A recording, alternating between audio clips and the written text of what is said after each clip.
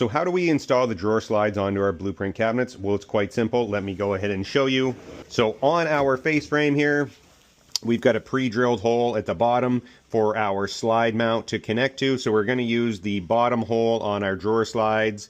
Make sure you've got the left and the right slide in the correct orientation and just slid onto the plastic adjustment mount. Over here, we're going to take our drawer box and we're going to go ahead and install the two drawer box adjusters onto the bottom of the box. So if you can see this closely, we've got an R and an L. That's if it's in the correct orientation, upside down, right and left.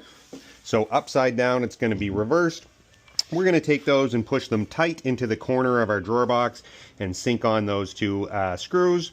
We've got different adjusters here to adjust the height and the side, as well as the in and out with these adjusters. These are our locks for our drawer slides.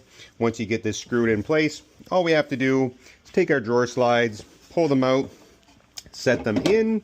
You'll take the drawer slide, push this hook into the back of the drawer box, just like so. You can go ahead and do it on the other side. This one I purposely got it out just to show you. If you can't get this locked in, it's because your drawer slide on the bottom isn't quite connecting properly with your adjuster. So you're just going to take it, give it a little push, get your hook locked in.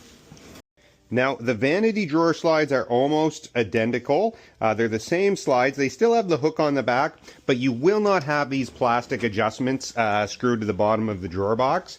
Instead, on the vanity, you're just going to have these two holes on either side of the drawer box, and you're going to have this little wheel adjuster, which is going to allow you to shim that up and down accordingly to adjust your spacing here on your drawer box. So right there you can see I'm too high on this side, so I've got to either shim this one down a little bit by adjusting that wheel, or I can shim up the other side to adjust it and get that gap nice and tight.